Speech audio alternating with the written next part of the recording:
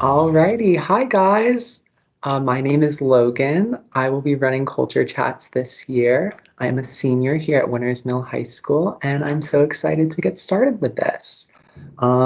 This month we are going to be celebrating Hispanic Heritage Month, and here we have a teacher from Winners Mill and two of our lovely students. If you guys can just introduce yourself with your name, your grade, or your occupation.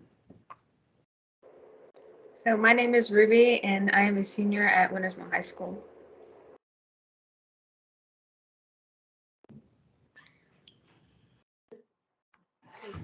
I'm Miss Cruz. I'm a Spanish teacher here at Wintersville High School. I'm Cielo Balsamo, and I'm a sophomore here. Awesome, thank you.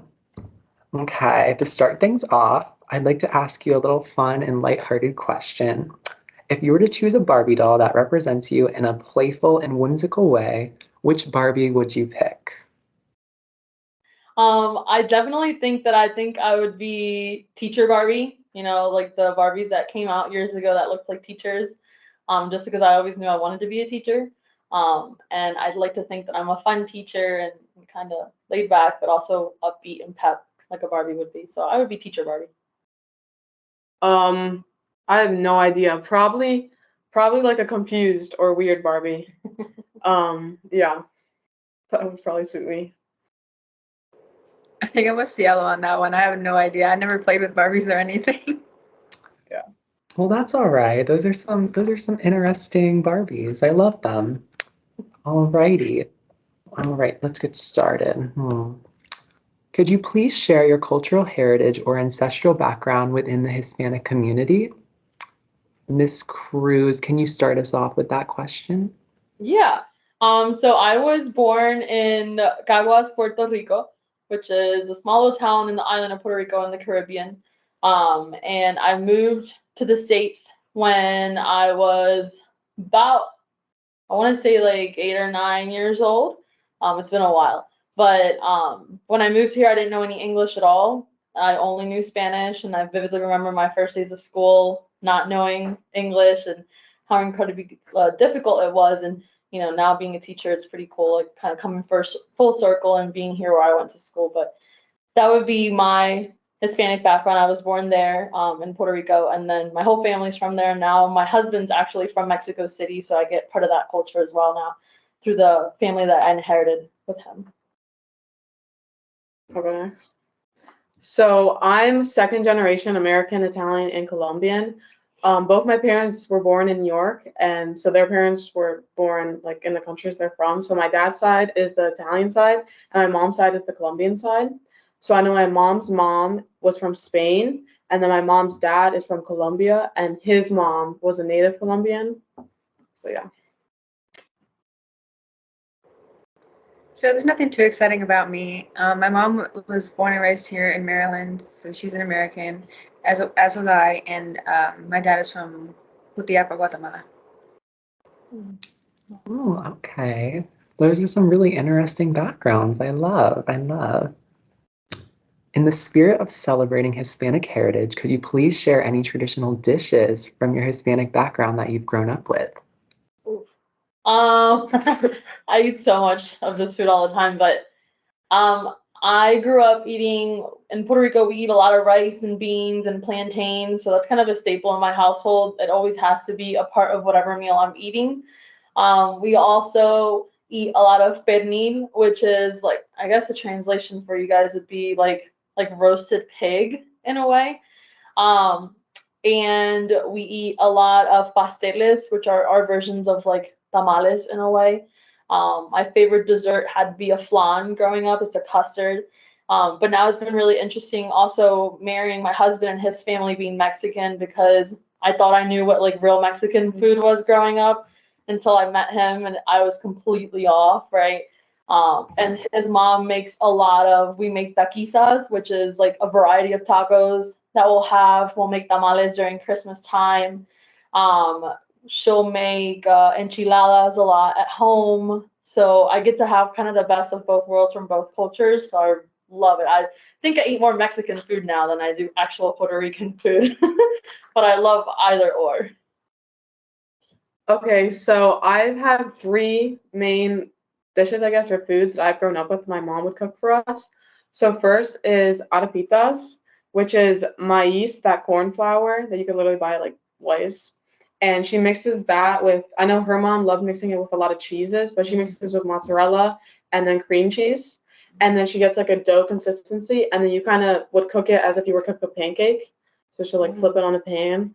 And then it's like a good stuffer. So if you want to make like a breakfast sandwich or like anything for lunch and dinner, it's really good.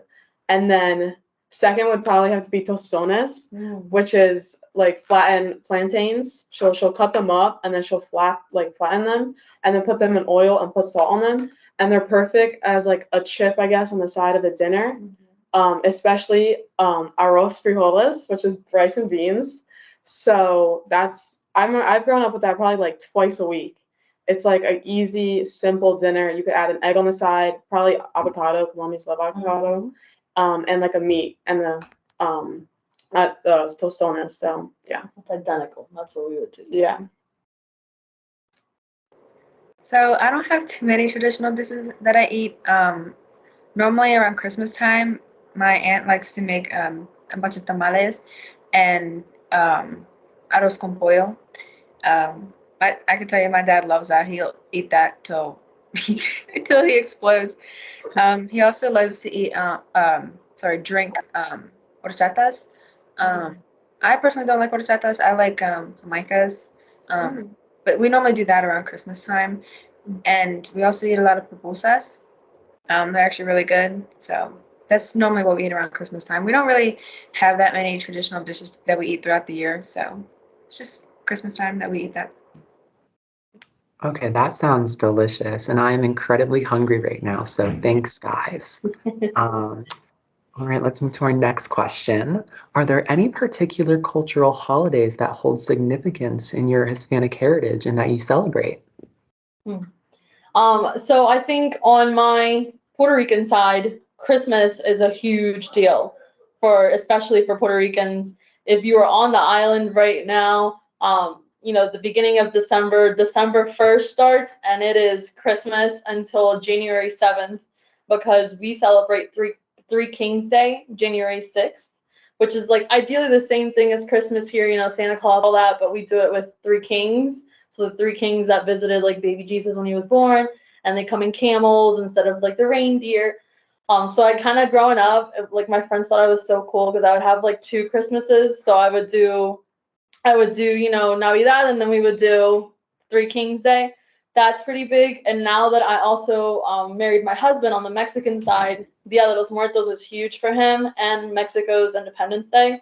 So that's actually this coming Friday is Independence Day for Mexico. So we always go out and eat this huge Mexican meal. And for Day of the Dead, we love to celebrate Day of the Dead, eat some tamales on Day of the Dead, set up our little altars for our past loved ones. If you've seen the movie like Coco and the Book of Life, that is truly what the Mexican culture embodies. So again, I feel totally blessed that ever since I've married him, I now get to have almost a second culture with me, because I've always just had the Puerto Rican side of me. So those probably, I would say, like the top 3 holidays for me that we celebrate. And I'm a huge holiday person. Like you see my house, my classroom, I always have a Christmas tree up. Yeah. Halloween, I decorate. I'm a huge decorator for the holidays. Absolutely.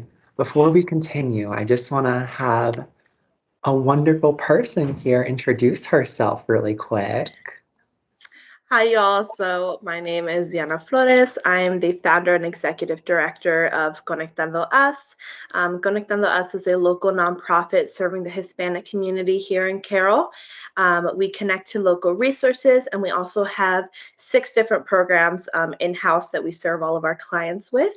I am a graduate of Winters Mill High School, class of 2021, and I started this nonprofit at 18 years old with the support of a lot of really amazing people in this community, including some great staff at Winters Mill. And yeah, so next week we are coming up on our 1-year program anniversary, so we are going to be celebrating that at Fall Fest. It's exciting. We're so happy you're here with us, Diana. Thank you, Logan. Alrighty, Cielo. I'm sorry I interrupted you. You No, want to you're okay. continue? So I personally have not grown up with celebrating like any Hispanic holidays. Like not at all, but I know New Year's was my mom's favorite holiday. So that's why it's my mom's favorite holiday, and my brother was born on that day too, so it's actually kind of cool. But that's about it. All right, so I also do not celebrate any specific Hispanic holidays, but our family really, we take Christmas pretty seriously. We, especially my niece, my brother and his girlfriend often let her open presents on Christmas Eve because she just gets too excited. We decorate a lot during Christmas time, and we just go all out during Christmas. We eat tamales and we do all that kind of fun stuff. Very fun, very fun. So Diana, I'm sorry, let me repeat the question. Are there Thank any you. Sorry. particular cultural holidays that hold significance in your Hispanic heritage and that you celebrate?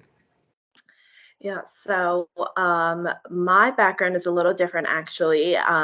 So both my parents were born in Mexico, but my parents don't really come from the same religion. So it was always kind of a fight on what are we going to celebrate, what are we not going to celebrate. Um, so for me, the biggest thing was always Christmas and New Year's, because during that time it was a lot of really family-like events, and because they came from different religions and different backgrounds, we always kind of made our own sort of family traditions, but it was still that same sort of cultural idea of family and togetherness. Absolutely, thank you. Yeah. Okay, and for our last question, have you encountered any stereotypes or misconceptions about Hispanic culture or individuals? If so, how have they affected you or those around you? That's a loaded question there. But I definitely think that there's definitely a lot of stereotypes that I've heard throughout the last couple of years or so, I guess. When I was a student here, people assumed automatically that either I didn't speak Spanish or I didn't speak English. It was one of the two. They couldn't kind of wrap their brains around the fact that you could be bilingual and know both languages. So, I was helping a student out once, and I'll like never forget this the student when I was a student. He said, "Oh, I was speaking in Spanish with them, and they're like, oh, we don't speak that Taco language here." So like little comments like that, kind of growing up, was very hard for me to kind of find my ground because I was the student who at one point didn't speak any English, but then I learned it and I became bilingual and then wanted to help, other students that weren't in the same boat as me. But I was either never Hispanic enough for the Hispanic people because they didn't speak English, or I was never American enough for my non-native Spanish speaking friends, right? So I was growing up, I kind of went through this identity thing where I'm like, how can I be proud of my heritage, but also fit in and assimilate to this new culture that I'm a part of ever since, I moved to the States. So I think stereotypes are huge. Even with my husband's family, I see it a lot. Like if I'm talking in Spanish with them at the stores, sometimes I see some of the looks or like people that are standing right next to us, kind of like eye us up. And I think it's just overall like as a society, we just need to understand that like if you travel anywhere else except in the U.S., people speak multiple languages, right? And I think we're scared of people speaking languages and all these things because we don't know what they're saying, right? It's the fear of the unknown. It's the are they talking about me? And 99% of the time, we're not talking about anybody. We're talking to each other. So I think growing up, that's what I struggled with, was the stereotyping, was the making fun of the language, that kind of thing. And I tried, and now as a Spanish teacher, I try to teach that to my kids, right? That we want to be better global citizens. We want to be able to travel to more places, to open up your job opportunities, right? What if your job one day sends you abroad and they need you to work in an office abroad and you're going to have to get down and deep and learn about the culture a little bit, right? So I just think overall I struggled with the stereotyping and the lack of just like kindness and understanding about that not everybody comes from the same place, right? Yeah, that's very true. For someone coming from like mixed from being Colombian and Italian, I feel like I look more Italian, and that's what people kind of assume. and it doesn't help that I can't speak fluent in Spanish. But so it's not until like maybe they see my name and I'm like, oh yeah. But I think a big one is like we tend to, I guess, group Hispanics into one large group when in reality it's like more of a diverse population of like different countries and cultures. Like for example, I have cousins from Guatemala, Costa Rica, Dominican Republic, and Cuba, and they all have their own like Hispanic heritage. And I think it's important we recognize those different Hispanic heritage and respect them as they are. Just to piggyback off of what Cielo said too, she brought up a great point. It's also understanding that you can be Hispanic and maybe you don't have as much exposure to the language, right? You can be a kid who speaks fluent Spanish and English. You can be a kid who speaks more Spanish than English. You can be a kid that maybe doesn't speak a lot of Spanish and speaks more English, right? We're seeing that especially with, everybody moving around and emigrating from different places. Everybody's going to have different exposures to the language. And I feel like that doesn't make you any less Italian or any less Hispanic, right? It just means that either A, you have something to work towards, or B, this is just who you are, right? Yeah, and I really want to piggyback off of what Emily had said earlier of not feeling like you're part of one culture or the other. And, that's something that I really built this organization off of it's not from here or from there, it's an and statement. It's a beautiful mix of cultures and everything that you learn throughout your life. And a lot of people, when they hear about my organization, they typically assume, oh, well, you just help with immigration issues, or well, you just help with adults learning English.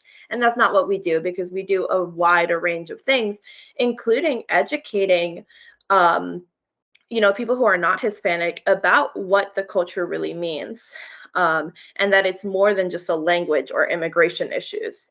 That's not what the culture is. And then also, the only language classes that we have is for kids. So, and most of our kids are learning Spanish. They are heritage speakers, they're heritage learners. That want to learn the language and want to be a greater part of their culture and connect with their grandparents or their aunts or their uncles or whoever it may be that doesn't speak English, and not force the adult to learn the language, but rather the child is learning both to be able to communicate with both of their communities.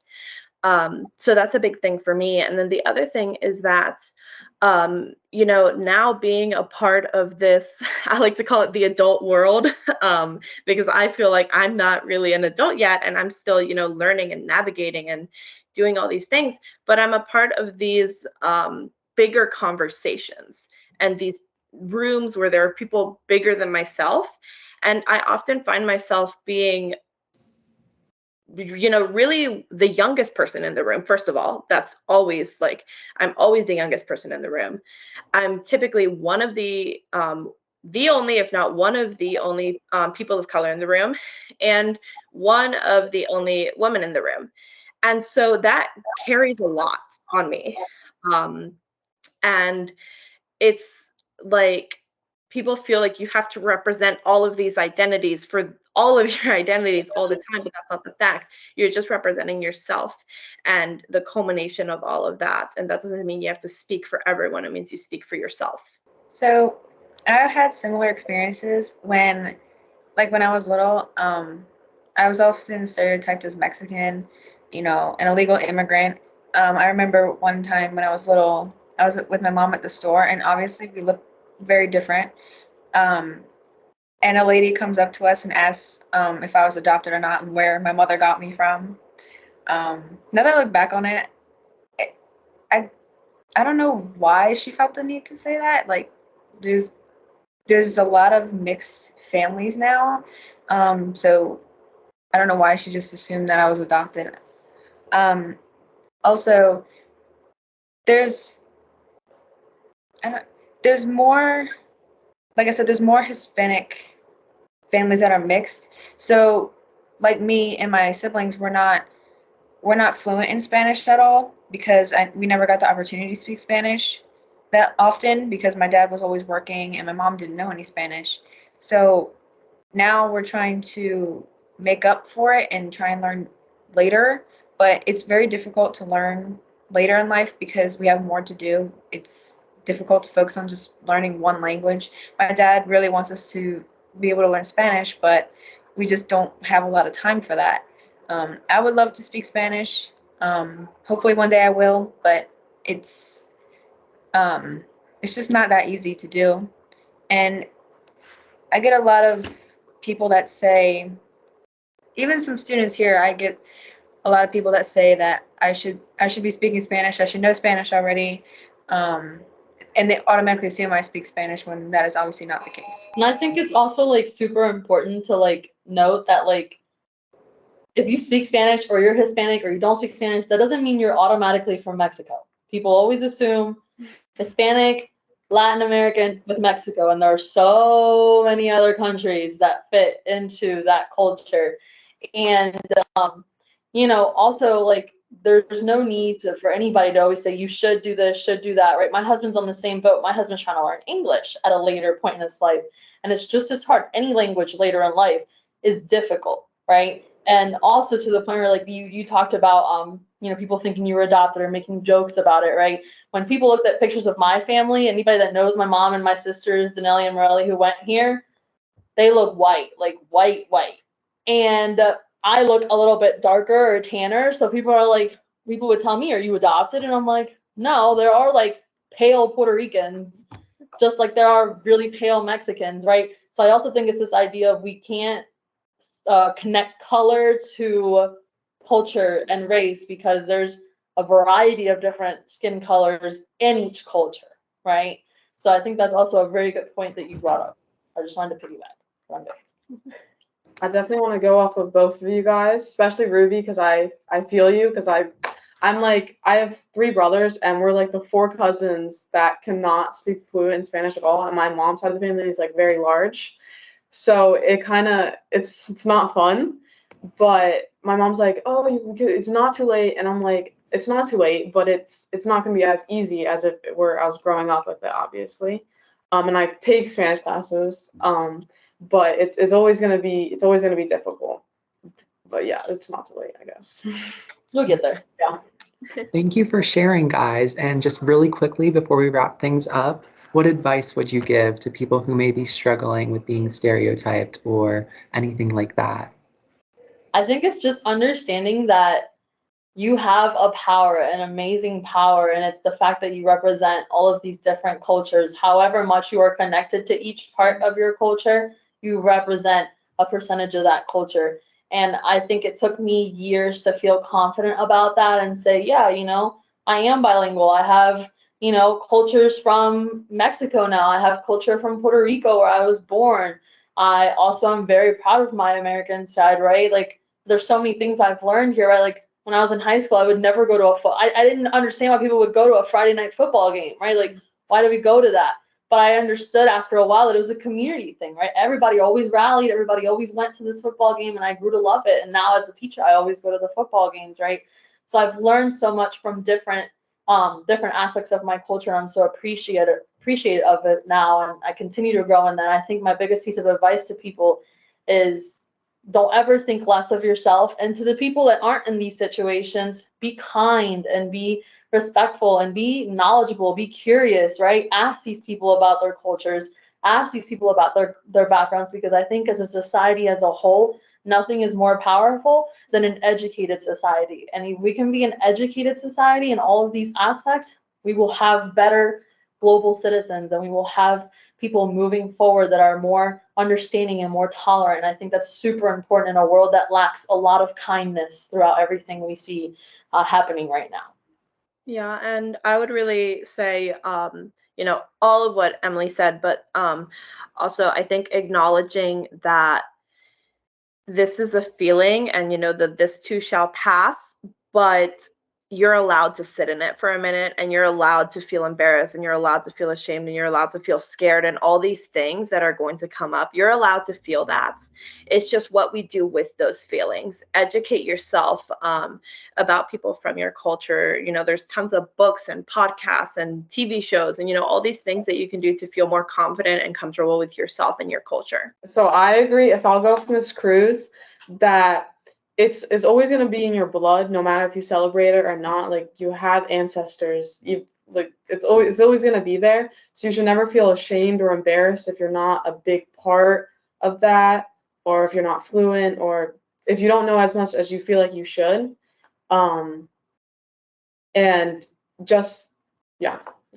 Yeah. So I personally think that Dana's right. You're allowed to be embarrassed, you're allowed to be ashamed and sit there and be upset. But I wouldn't sit there for too long, because it's your heritage, it's your ancestry. You should be proud of it. That took me a while to learn, but I'm very proud of being American and Guatemalan. And your your heritage doesn't really make you as a person. Yes, it's your identity, and you can go be in your culture, which is amazing. I would love to do that. But being yourself as a person, to me, is what makes you a good person. Like, you just being from like El Salvador and you have your own cultures, that doesn't really make you your whole personality or anything. It's what you do as a person that makes you your personality, not your heritage. And you should be proud of your heritage. Absolutely. That was amazing. Oh my goodness. Thank you so much, guys, for all of your input. We really appreciate it. And I hope everyone has a great rest of their day. All right. See y'all next time. Thank Bye, you. guys. Thank you. Thank you.